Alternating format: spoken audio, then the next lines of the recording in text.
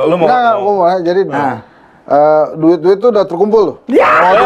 Kalau waktu ditanyain dari mana tuh udah terkumpul ya kata. Dari mana duitnya? Kalah gitu sudah. Nggak bakalan kita ketangkap. Kalah, nggak bakalan kita kemudian kebunuh. Kalah, nggak bakalannya kita mati. Kalah, nggak bakalannya kita kemudian tenggelam. Kalah, nggak bakalannya kita hancur. Nggak bakalan, kata Nabi Musa. Semua bilang nggak bakalan gimana.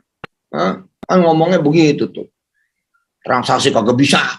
TUT kagak cari cair. Duit gue hilang. Ayo semuanya ngomongin.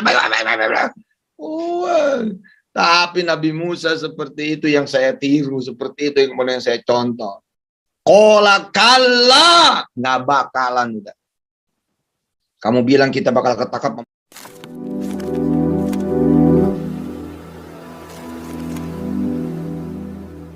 Assalamualaikum warahmatullahi wabarakatuh. Welcome back to my channel Detek TV. Ya teman-teman, beberapa waktu lalu ada program yang namanya Berisik.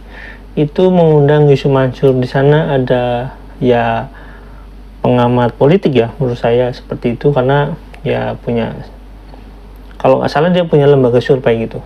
Nih teman-teman, saya nggak mau ngebahas tentang dia, cuma di sini dia mengundang Yusuf Mansur itu, dan di sana ada beberapa hal yang memang apa ya, terkait dengan obrolan Yusuf Mansur yang katanya ada beberapa video yang di-cut, dipotong atau diedit atau seperti apalah seperti itu. Intinya yang jelas di sana juga Yusuf Mansur berbicara tentang ya ngumpulin dana umat gitu ya. Cuma di sini saya ngebahas dulu tentang Yusuf Mansur yang katanya berhubungan dengan 1 triliun itu loh. Teman-teman mungkin paham dengan maksud video saya ya.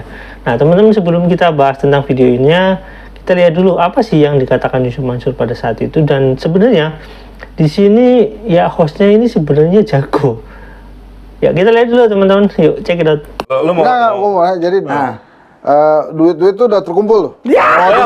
Kalau waktu ditanyain dari mana tuh udah terkumpul ya kata. Dari mana duitnya? Dari mana duitnya? Gue lagi marah-marah, tapi marah-marahnya sama internal. Ya gue bilang nih, ya kan, kita butuh duit, ekspansi, bertahan dan lain-lain, sekitar 1 T gitu. Terus saya bilang kan, duit dari mana gitu kan? Itu ada terusannya, dari Allah. Itu mesti ke Allah. Kalau nggak ke Allah, kita dari mana? Itu bos. Nah, tapi udah ngumpul belum tadi pertanyaannya? Coming soon. Coming soon, alhamdulillah. Dan bukan cuma 1 T, bertete. Iya. Nah, narasi makan kudu begitu. Bukan. Berarti kita kebagian. Kalian bertete. Bertete sama sini dong, bro. Sorry. Harus halu. Jadi orang tuh halu. Wajib. Harus ada omongan. Kalau nggak ada omongan mah. Tapi tuh waktu itu nggak kesel apa gimana, Ustaz? Iya. Di Enggak dong, viralin kan, gitu. Oh enggak, seneng saya. Tapi itu yang bocorin internal berarti? Lah, bukan bocor, nggak apa-apa juga. Berarti emang sengaja? Cuma kan tuh dipotong. Oke. Potong. Kayak gini loh. Oke, itu ya di sini. Cuma itu kan dipotong karena durasinya panjang. Kenapa saya katakan durasinya panjang? Ya memang di video aslinya, teman-teman bisa cek itu di atau pakai tag yang sederhana aja.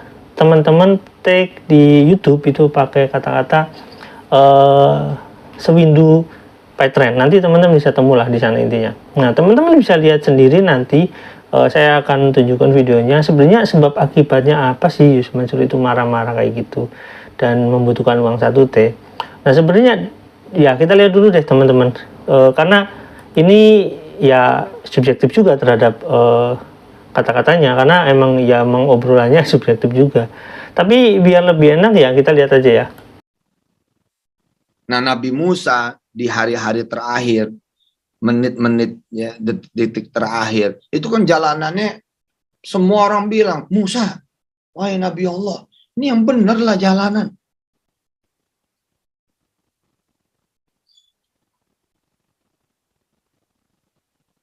Serius nih jalanan.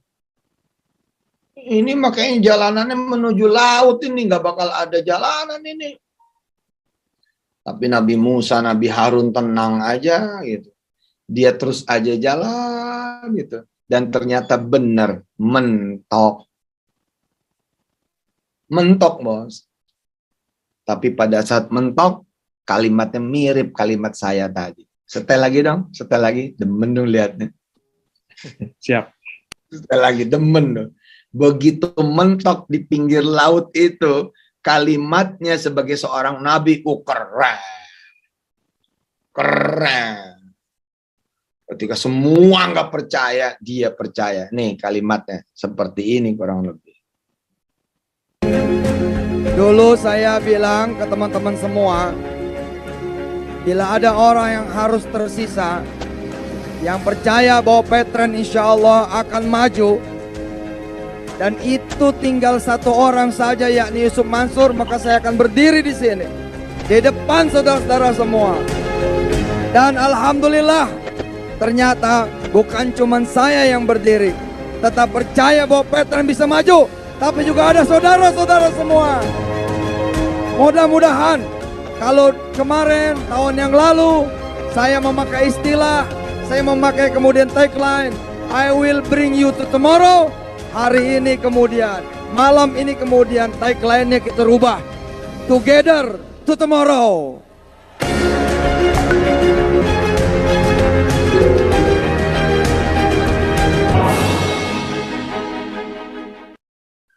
Ya, Nabi Musa berdiri tuh bos.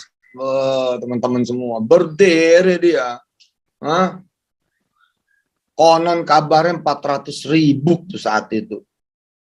Bani Israel yang ikut bersama dia. 400.000. Enggak loh, yang dia lihat bukan ocehan semuanya.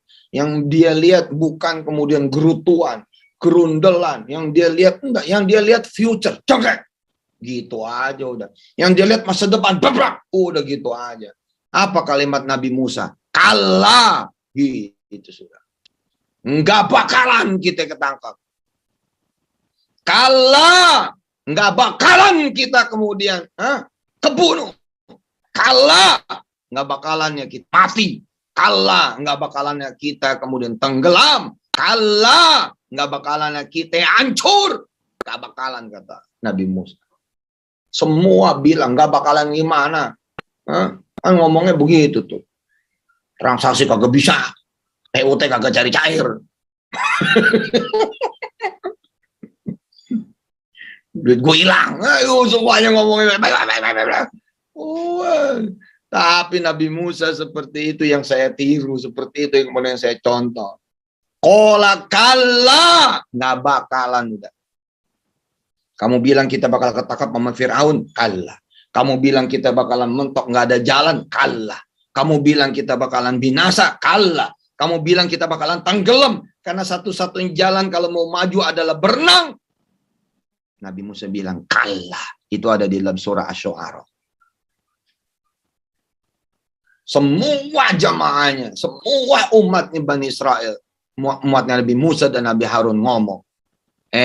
Nabi, ngomong kalah-kalah aja loh. Itu kan sama nih kayak sekarang saya. Mansur, ngomong saham. Jangan saham. Petren lurusin. Emang kita lagi ngurusin apa? Emang kita ngurusin saham itu, emang ngurusin apa? Emang kita ngurusin kemudian masuk perusahaan sana, perusahaan ini, menyebut itu. Emang buat siapa? Yang saya lakukan buat Petren. Bisa saya ngajak ngomong Anda semua, saya butuh duit 1 triliun buat ngerjain Petren. Bisa. Mau Anda patungan? Mau. Kalaupun mau dan saya terima duit Anda, maka saya akan makin bermasalah hari ini. Maka itulah saya ngamen, saya ngasong. Demi siapa? Demi Anda semua. Demi satu nama, Petren.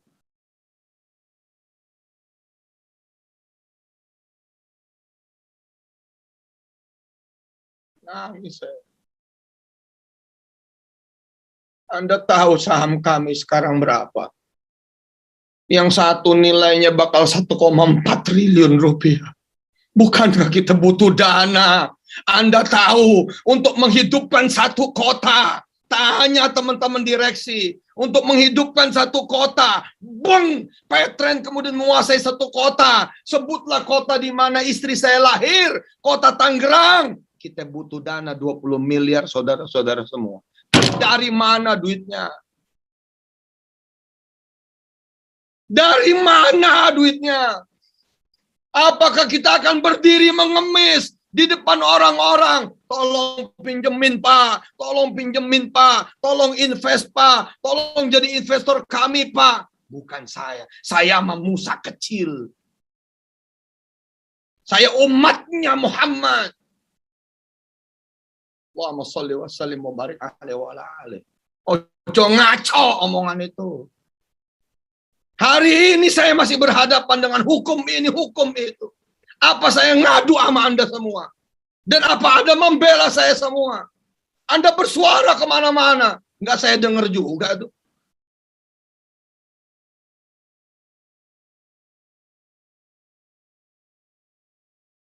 Ketika banyak orang menjelekkan saya, apakah saya peduli kepada mereka? Tidak. Yang saya peduli adalah seperti Musa alaihissalam, masa depan. I will bring you to tomorrow. Dan saya tidak pernah tidak konsisten.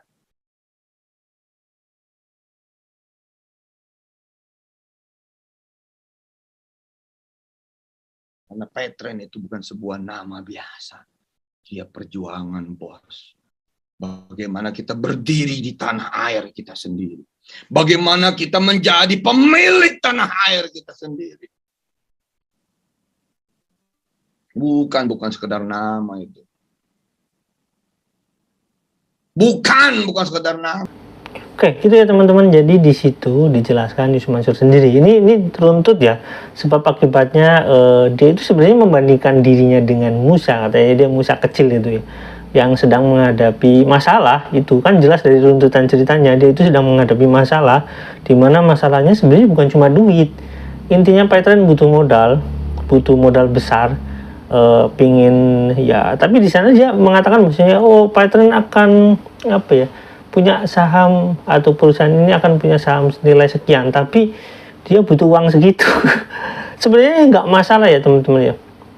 Karena cuma yang jadi aneh buat saya adalah ketika Petren itu katanya ditawar sekian T, katanya tawar sekian T, itu kemana gitu ceritanya. Kan aneh sekali kan. Pada saat Yusuf Mansur itu ceramah di ya kayak mimbar-mimbar, ceramah apa ya, pidato atau apalah, intinya cerita gitu. Maksudnya dia diinvestasi sekian T, mau diinvestasi sekian T oleh perusahaan.